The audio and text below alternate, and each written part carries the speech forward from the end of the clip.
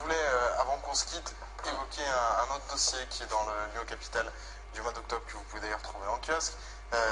C'est sur l'affaire Bourgi et ses démembrements.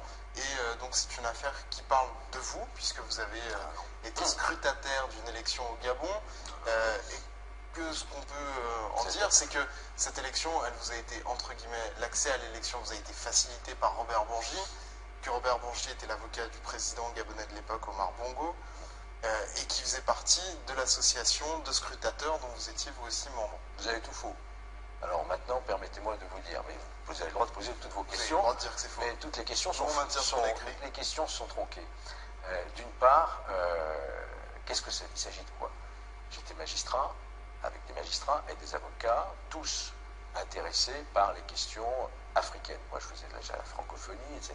Chantal Botorel s'occupait du Burundi. On va aller à l'essentiel. Oui, mais attendez, vous dites il faut quand même qu'on puisse répondre à des questions.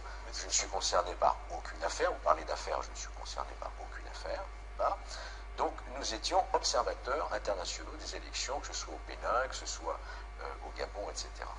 Robert Bourgi, qui était un avocat à l'époque au Gabon, m'avait été recommandé par l'ambassade de France à Libreville pour organiser matériellement notre déplacement à Libreville en tant qu'observateur international, ce que nous avions fait. On le rappelle à ce stade, parce que j'ai oublié de le faire en préambule, Robert Bourgi, c'est l'homme de la France-Afrique par qui les scandales arrivent en ce moment. Oui, je vous laisse finir. C'est ce qu'on découvre aujourd'hui.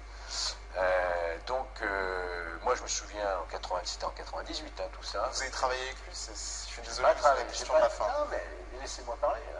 Vous posez des questions, il faut moi je puisse faire des réponses.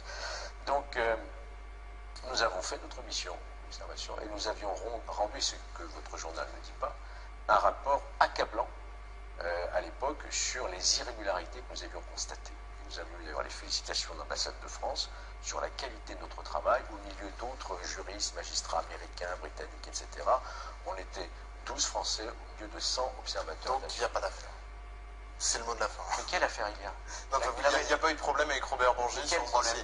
Vous avez pu travailler en toute indépendance? Je viens de vous dire que le rapport que nous avions remis aux autorités locales, à la Commission nationale électorale, était un rapport accablant sur toutes les irrégularités qu'on avait constatées. Qu'est-ce que je peux vous répondre de plus? Eh bien, je vous demanderai rien de plus. Merci beaucoup, Georges Fenech, d'avoir répondu à notre invitation. Moi, je vous retrouve très bientôt. Au revoir.